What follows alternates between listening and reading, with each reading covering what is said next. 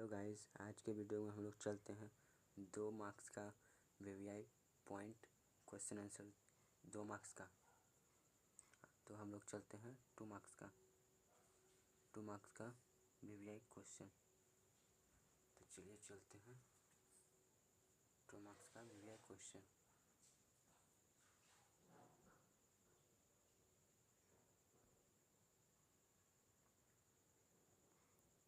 दो मार्क्स का VVI question answer 2 marks का वीवीआई क्वेश्चन आंसर। तो हम लोग चलते हैं इसकी ओर चलते हैं और पढ़ते हैं। पहला क्वेश्चन हमारा कह रहा है हम आपके सामने क्वेश्चन को लाते हैं। तो पहला क्वेश्चन हमारा कह रहा है क्या? पहला क्वेश्चन हमारा कह रहा है यह है। पहला क्वेश्चन हमारा कह रहा है आवेश का संरक्षण का सिद्धांत क्या है। ये 2 मार्क्स 2 नंबर का पूछता है, आवेश के संरक्षण का सिद्धांत क्या है। तो पहला क्वेश्चन को हम लोग डायरेक्ट आंसर लिखते हैं, आवेश के संरक्षण का सिद्धांत क्या है। तो हम लोग पहला लिखते हैं।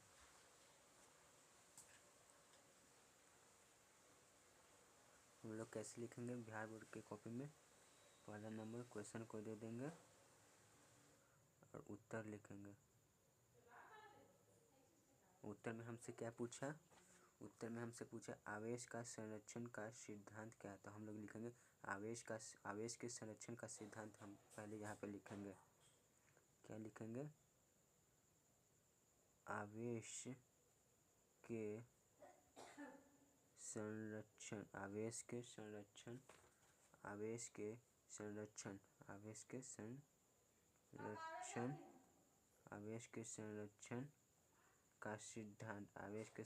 का सिद्धांत। यहाँ से हम लोग लिखेंगे। ये तो इसका हेडिंग हो गया, ये क्वेश्चन का हमारा हेडिंग हो गया ये। अब इसका आंसर लिखते हैं, आवेश के संरक्षण का सिद्धांत क्या कहता है।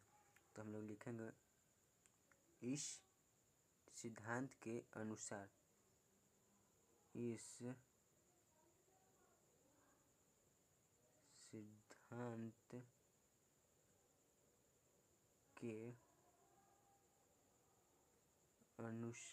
सिद्धांत के अनुसार किसी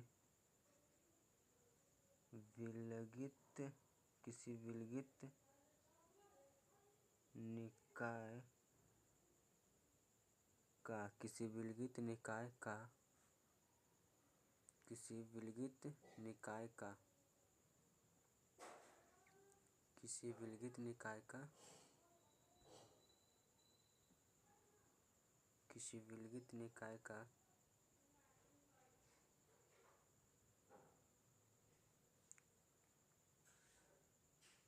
कुल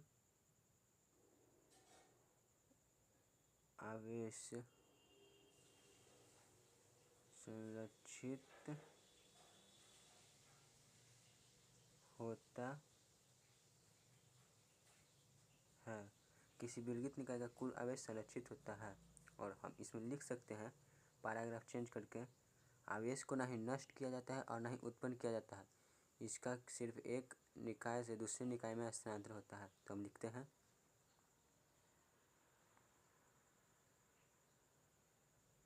आवेश को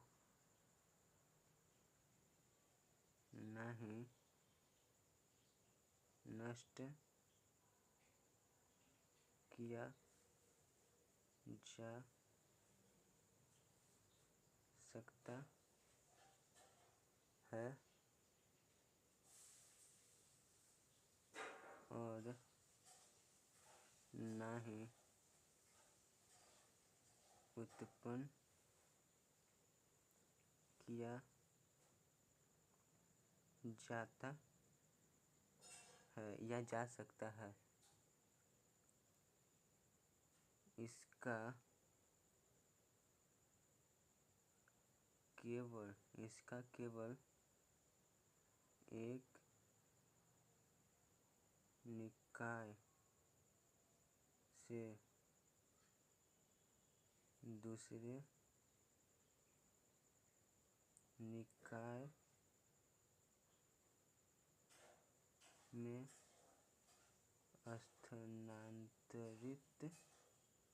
स्थानांतरित किया जाता है। इतना आप लोग लिखिएगा तो 2 मार्क्स मिलेगा। इतना आप लोग लिखिएगा तो 2 मार्क्स मिलेगा। आवेश का संरक्षण का सिद्धांत, इतना आप लोग लिखिए, 2 नंबर पाइए।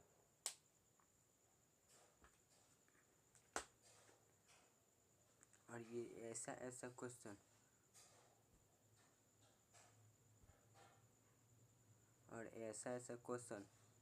हम आप लोगों के सामने 12 को प्रोवाइड कराते हैं और 12 को क्वेश्चन का आंसर हम आपको लिख के देते हैं। तो अगला क्वेश्चन हमारा कह रहा है, ये फर्स्ट नंबर तो बन गया।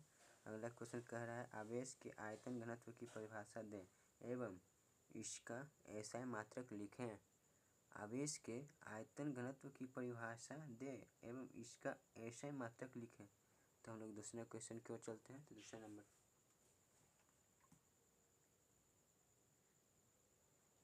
दूसरा क्वेश्चन है, उत्तर लिखेंगे। उत्तर में पहले हम लोग क्या लिखेंगे? तो उत्तर में हम लोग पहले क्या लिखेंगे? आवेश के आयतन घनत्व को हम लोग पहले लिखते हैं। तो आवेश के आयतन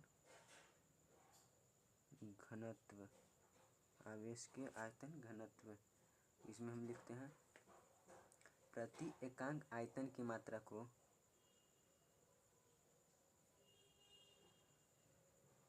प्रति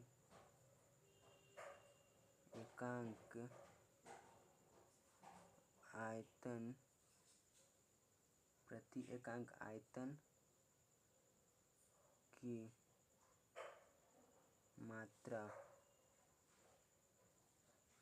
को आवेश का आयतन घनत्व कहते हैं। प्रति एकांक आयतन की मात्रा को आवेश का आयतन घनत्व कहते हैं एवं इसका एसआई मात्रक, यहाँ से हम लोग लिखेंगे इसका एसआई मात्रक।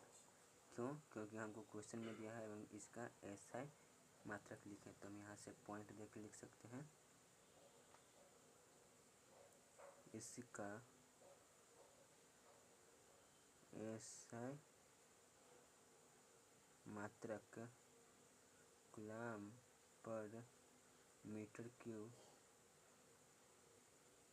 होता है।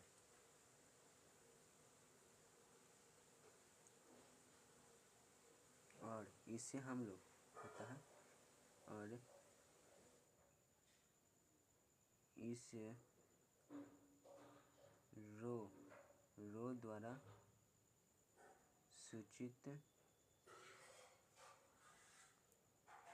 किया जाता है और इसे रो द्वारा सूचित किया जाता है। रो बराबर क्यू बट्टा भी। रो बराबर क्यू बट्टा भी। रो बराबर क्यू बट्टा भी, या हम इसको लिख सकते हैं क्यू बराबर रो इंटू भी। क्यू बराबर रो इंटू भी, या क्यू बराबर रो इंटू भी लिख सकते हैं। इसमें कोई दिक्कत वाली बात नहीं है, कुछ भी हम लिख सकते हैं। हमारा दूसरा नंबर क्वेश्चन भी लिखा गया। ये सब 2 मार्क्स का है, एग्जाम में ज़रूर पूछता है। ये सब वीवीआई क्वेश्चन है। और अगले क्वेश्चन की ओर चलते हैं। अगला क्वेश्चन हमारा कह रहा है क्या? अगला क्वेश्चन हमारा कह रहा है 3 नंबर कह रहा है क्या, मुक्त आकाश की विद्युतशीलता का मात्रक एवं विमीय सूत्र लिखें। तो हम लोग पहले क्या लिखेंगे, मुक्त आकाश की विद्युतशीलता का मात्रक लिखेंगे और फिर इसकी विमीय सूत्र लिखेंगे। तो चलिए चलते हैं अगला क्वेश्चन को आते हैं। थर्ड नंबर में उत्तर लिखेंगे। किसका पर लिखेंगे, मुक्त आकाश की विद्युतशीलता, मुक्त आकाश की मुक्त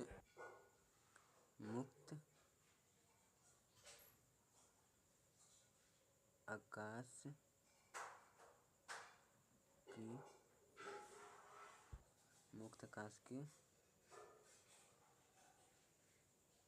विद्युतशीलता, पहले हम लोग इसको लिखते हैं। मुक्त आकाश, इसका ऐसा मात्रक कूलम स्क्वायर पर न्यूटन मीटर स्क्वायर होता है। इसकी विमा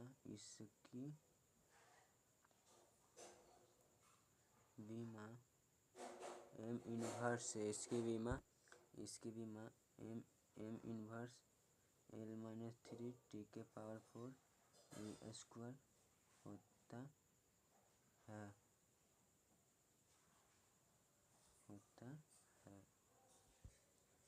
अगला नंबर क्वेश्चन हमारे 4 नंबर का रहा, दो समान धन विद्युत आवेश के निकाय के बगल। नंबर 7 को देखते हैं। क्वेश्चन नंबर 7 मेरा कह रहा है क्या, विद्युत तीव्रता किसे कहते हैं। एक विद्युतीय द्विध्रुव के अक्ष पर स्थित किसी बिंदु पर विद्युत क्षेत्र की तीव्रता का व्यंजक प्राप्त करें। ये अक्ष है जो बोल रहा है हमको अक्षीय स्थिति में, अक्ष है ये अक्षीय स्थिति में होगा। तो पहले हम लोग लिखेंगे विद्युत तीव्रता किसे कहते हैं। विद्युत क्षेत्र की तीव्रता को हम लोग पहले परिभाषा लिखते हैं। तो चलिए लिखते हैं। 7वां नंबर क्वेश्चन की ओर चलते हैं। 7वां नंबर क्वेश्चन क्या क्या है, विद्युत क्षेत्र की तीव्रता, पहले उत्तर में हेडिंग लगाते हैं। उत्तर, विद्युत क्षेत्र की तीव्रता लिखते हैं पहले इसका उत्तर। विद्युत क्षेत्र की तीव्रता, विद्युत क्षेत्र में स्थित किसी बिंदु पर का एकांक धन परीक्षण आवेश पर लगने वाला बल को उस बिंदु पर का विद्युत क्षेत्र की तीव्रता कहते हैं। तो लिखते हैं विद्युत क्षेत्र में स्थित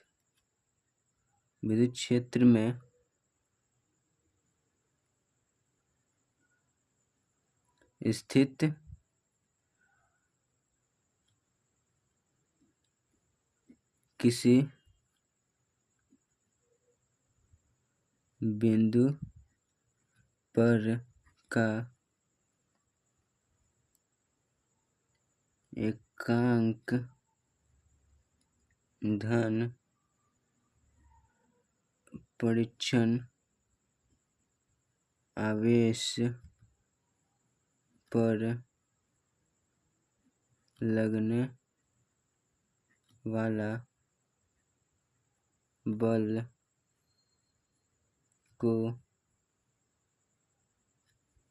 को उस बिंदु पर का विद्युत क्षेत्र की तीव्रता कहते हैं। अब इसका अक्षीय स्थिति में लिखते हैं। अब इसको अक्षीय स्थिति में लिखते हैं। अक्षीय स्थिति में अक्षीय स्थिति में। तो माना कि एक विद्युत द्विध्रुव AB है। माना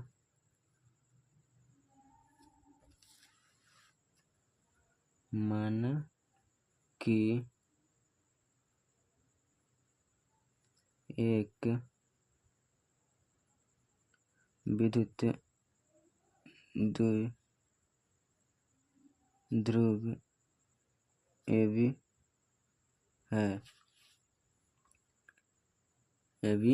है।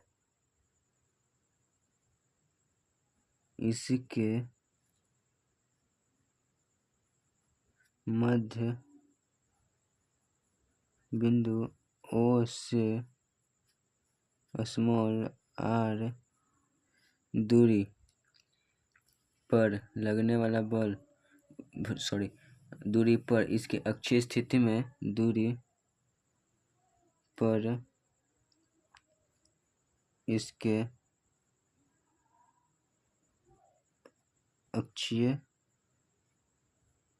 स्थिति में एक बिंदु P है, जो वायु में स्थित है। हमें इसी बिंदु P पर विद्युत क्षेत्र की तीव्रता निकालने में इसी बिंदु P पर विद्युत क्षेत्र की तीव्रता ज्ञात करनी है। तो हम लोग पहले फिगर बना लेते हैं। फिगर लंबा चौड़ा हो जाएगा भाई। ये हो गया, यहाँ से डॉट लाइन में और यहाँ से स्ट्रेट लाइन में। इसको हम लोग, चलिए दोस्तों, ये हमारा है फिगर, देख लीजिए, यही हमारा फिगर है।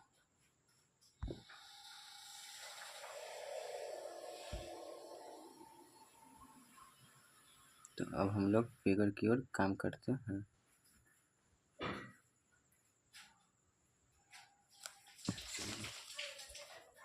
फिगर तो बन गया, अब हम इसका बनाते हैं। अब यहाँ से प्लस Q आवेश के कारण बिंदु P पर विद्युत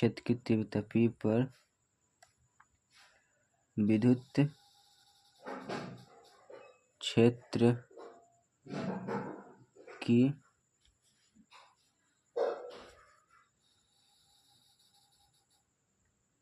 तीव्रता विद्युत क्षेत्र की तीव्रता। तो E1 बराबर 1/4 pi epsilon not into Q बटा E1। तो E1 हमारा हो गया,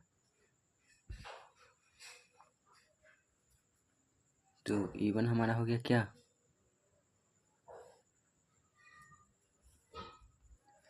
E1 हो गया। तो E1 का हमारा इधर से इधर की दिशा की ओर E1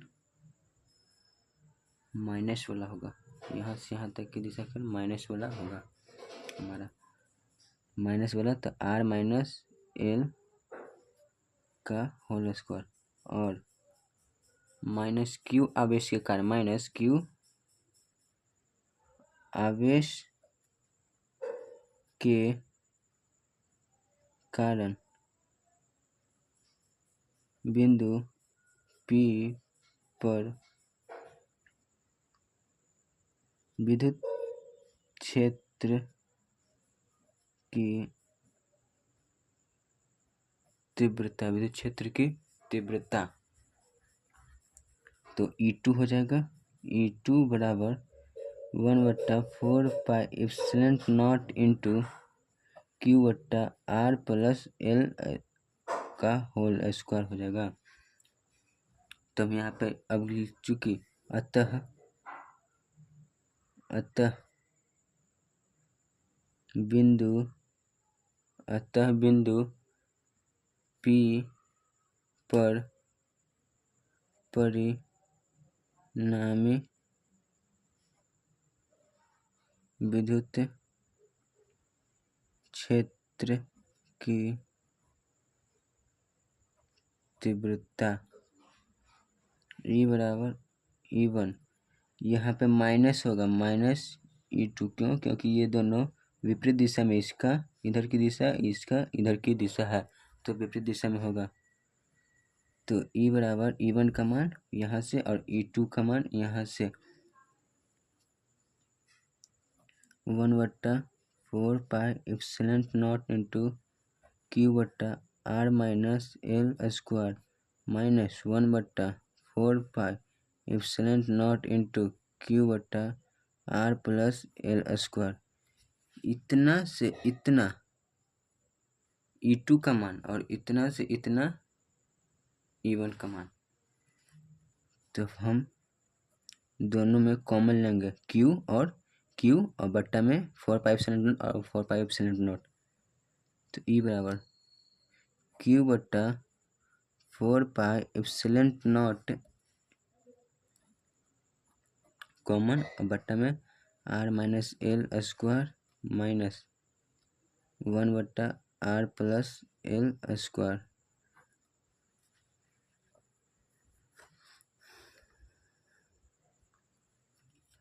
आगे देखते हैं, इधर कॉपी भर गया, सॉरी। तो चलिए, E बराबर Q बट्टा 4 पाई इंटू एलसीएम लेते हैं R माइनस L का होल स्क्वायर और R प्लस L का होल स्क्वायर। अब दोनों कैल्शियम लिया तो करेंगे, ये कट जाएगा, तो R प्लस L का होल स्क्वायर माइनस और माइनस R माइनस L का होल स्क्वायर। ये बराबर Q बट्टा 4 pi into A plus B का होल स्क्वायर और यहाँ इसको A माइनस बी के होल स्क्वायर पर तोड़ेंगे, R square plus L square plus 2RL, ये माइनस का माइनस से माइनस साथ में गुना कर देते हैं, तो R square minus L square plus 2RL, और इसको हम कैसे करेंगे, तो ये A plus B, A minus B into A plus B, तो होगा A square minus B square, तो इसके ऊपर भी स्क्वायर, तो इसके ऊपर, तो दोनों का स्क्वायर हो जाएगा, तो R square minus L square का होल स्क्वायर, और इसमें कटेगा R स्क्वायर L स्क्वायर दोनों कट गया सब, तो बचा क्या, E बराबर Q बट्टा 4 पाई इंटू 2RL और 2RL 4RL बट्टा R square minus L square का होल स्क्वायर। चूँकि हम यहाँ पे लिख सकते हैं, इसको हम अंदर कर देते हैं, अगले स्टेप में लिखेंगे। E बराबर 1/4 पाई इंटू Q को हम अंदर कर लेते हैं, इस 4 को 2 करके बांटते हैं, तो 2QL और 2R बच गया, R square minus L square का होल स्क्वायर। इतना बराबर P बराबर इतना होता है, तो P बराबर 2QL यहाँ पे लिख देते हैं, तो E बराबर 1/4 पाई इंटू 2PR बट्टा R square minus L square का होल स्क्वायर। और यहाँ पे एक हम पॉइंट लिखेंगे, इसमें एल बहुत छोटा है आर से, तो एल स्क्वायर और छोटा हो जाएगा, अत्यंत छोटा हो जाएगा आर स्क्वायर से। अतः एल स्क्वायर को नेगलेक्ट करने पर ई बराबर 1/4 पाई इंटू इतना का जगह इतना 2 पी आर एल स्क्वायर को तो नेगलेक्ट करनी है, तो आर स्क्वायर का होल स्क्वायर हो जाएगा।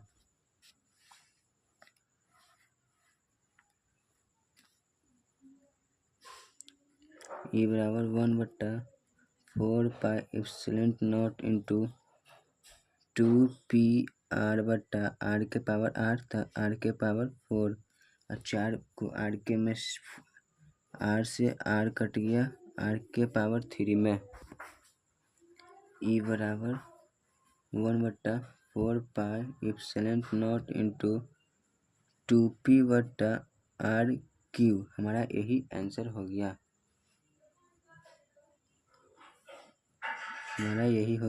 Date proved. अगले क्वेश्चन की ओर चलते हैं। अगला क्वेश्चन 8 नंबर है हमारा। दो विद्युत क्षेत्र रेखाएं एक दूसरे को नहीं काट सकती है, क्यों? क्या दो समविभव सतह काट सकती है? नहीं। तो इसका आंसर लिखते हैं। पहले लिखते हैं दो विद्युत क्षेत्र रेखाएं एक दूसरे को नहीं काटती, इसका फिर ये इसका लिखते हैं। तो चलिए देखते हैं क्वेश्चन नंबर 8। उत्तर में लिखेंगे दो विद्युत क्षेत्र रेखाएं कभी भी एक दूसरे को आपस में नहीं काटती है।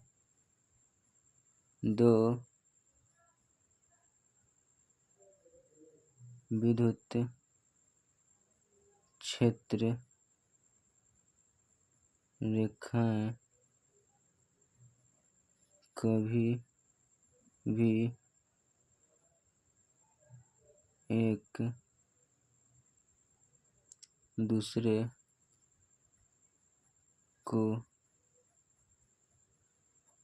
आपस में नहीं काटती है, आपस में नहीं काटती है।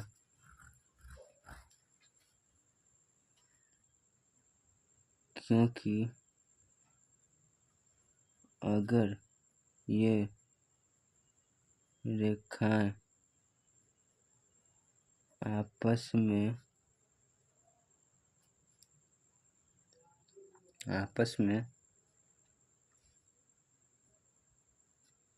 एक दूसरे को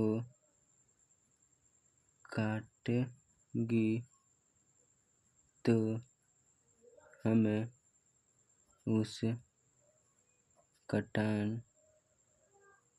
बिंदु पर विद्युत क्षेत्र की दो दिशाएं प्राप्त होगी, जो कि यह असंभव है। और हमसे पूछा दो समविभव सतह, तो दो समविभव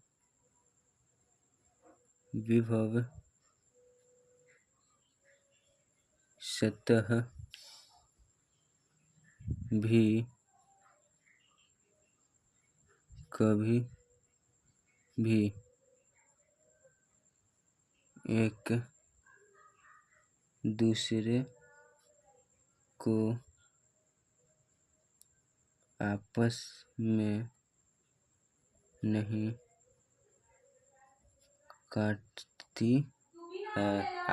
काटती है। अगले क्वेश्चन क्या रहते हैं? Question number 9।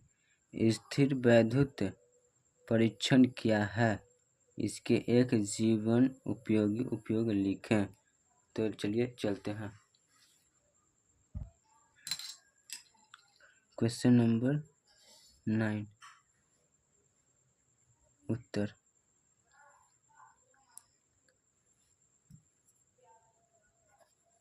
किसी निश्चित क्षेत्र को स्थिर वैद्युत के प्रभाव से बचाने की प्रक्रिया को किसी निश्चित क्षेत्र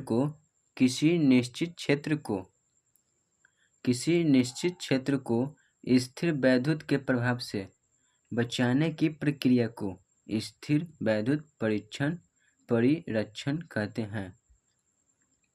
तो लिखेंगे किसी निश्चित क्षेत्र को किसी निश्चित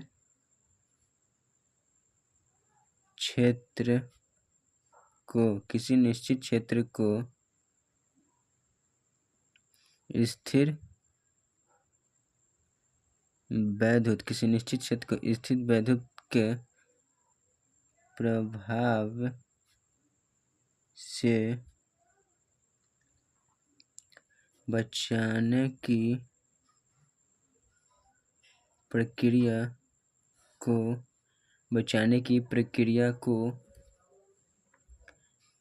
स्थिर वैद्युत परिरक्षण कहते हैं। बचाने की प्रक्रिया को स्थिर वैद्युत परिरक्षण कहते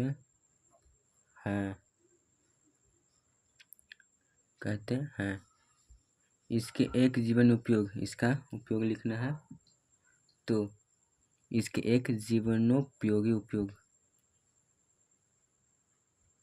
इसके एक जीवनोपयोगी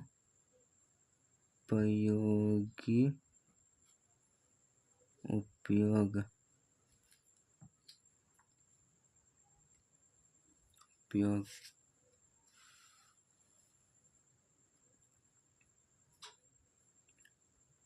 बिजली कड़कने के समय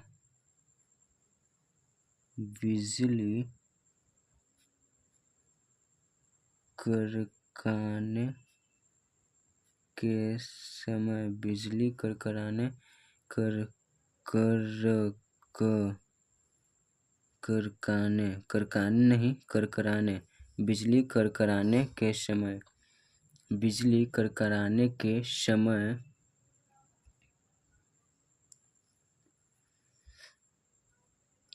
गाड़ी के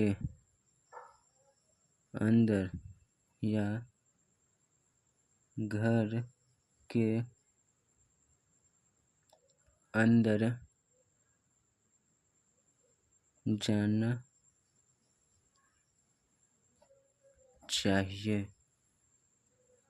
ये हो गया इसका 9 नंबर क्वेश्चन का। अब अगले क्वेश्चन की ओर चलते हैं हम लोग।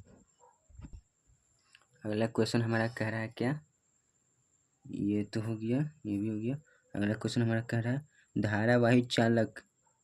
धारावाही चालक में विद्युत क्षेत्र की तीव्रता एवं समविभवी तल को परिभाषित करें। तो हमको धारावाही चालक में विद्युत क्षेत्र की तीव्रता एक विद्युत क्षेत्र की तीव्रता एवं एक समविभवी तल को परिभाषित करना है। तो चलिए लिखते हैं पहले क्वेश्चन नंबर 10 उत्तर।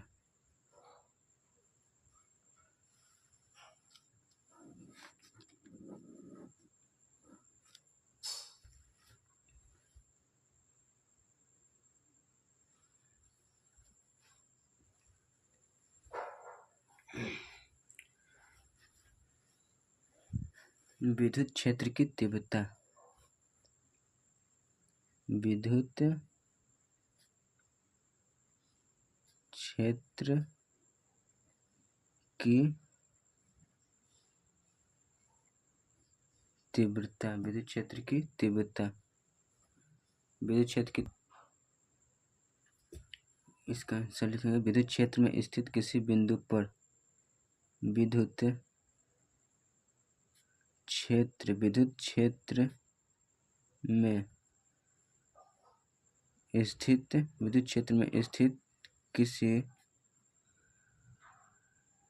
बिंदु पर का एकांक धन परीक्षण आवेश पर लगने वाला बल को उस बिंदु पर का विद्युत क्षेत्र की तीव्र बल को उस बिंदु पर का विद्युत क्षेत्र की तीव्रता कहते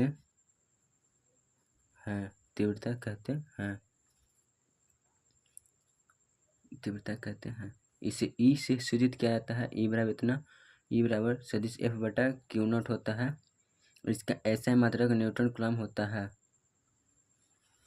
ये भी लिख ही देते हैं साथ में। इसे ई द्वारा सूचित किया जाता है। इसे ई द्वारा सूचित किया जाता है। ई बराबर सदिश F बटा क्यू नॉट होता है। इसका ऐसा मात्रा इसकी विमा MLT माइनस 3A इनवर्स होता है। यह सदिश राशि है।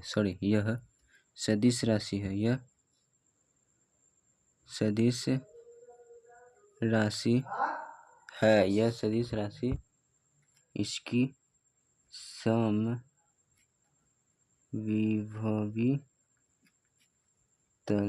समविभवी तल। तो ऐसा तल जहाँ पर विद्युत विभव का मान समान होता है। ऐसा तल जहाँ पर विद्युत विभव का मान समान होता है। ऐसा तल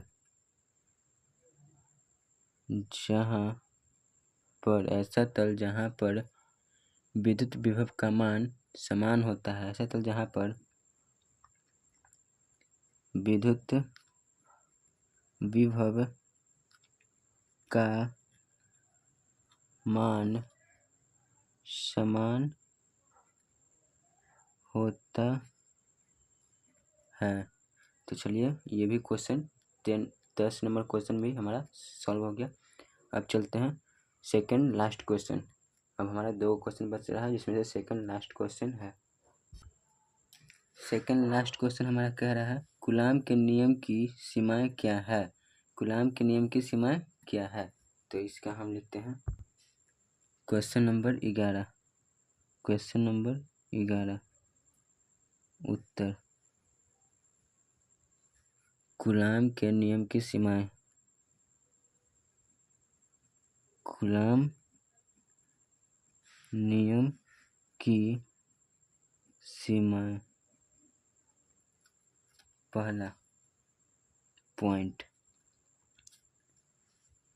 यह विराम में स्थित 2 बिंदु आवेशों के लिए ही सत्य है। यह विराम में स्थित 2 बिंदु आवेशों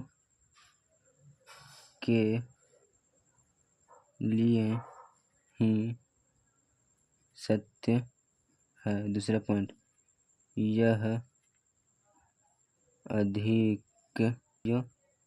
के लिए है, लेकिन 10 से कम दूरी के लिए नहीं। थर्ड पॉइंट नंबर, वायु को छोड़ अन्य शेष माध्यम में, वायु को छोड़कर शेष अन्य माध्यम में कूलम्ब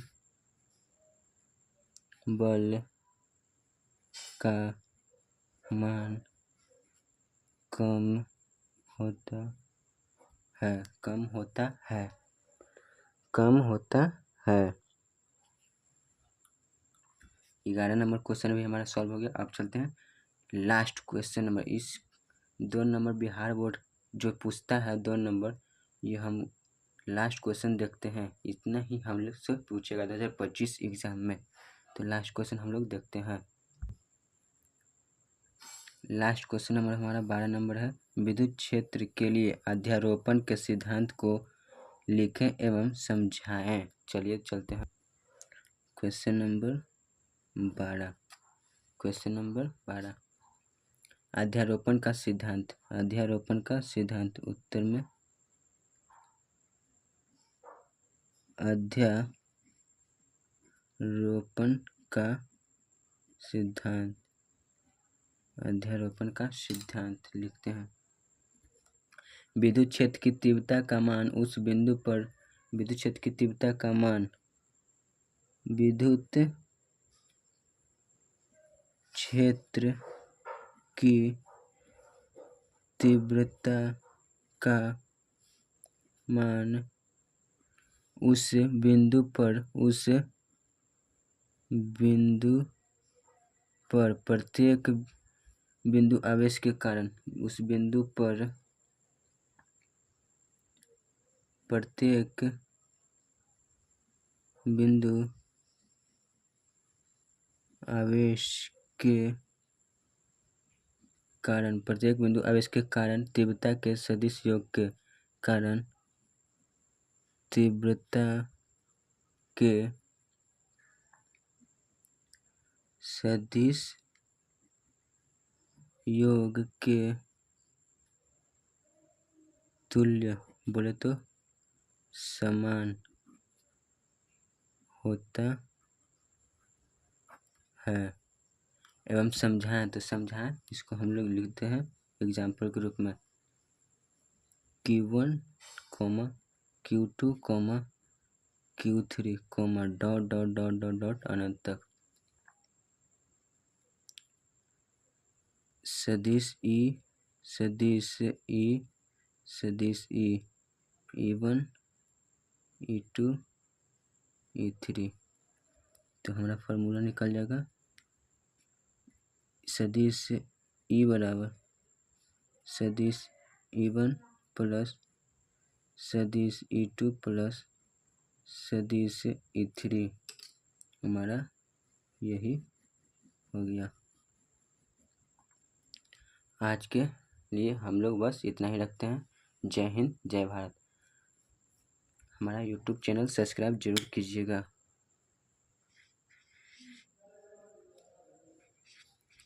एजुकेशन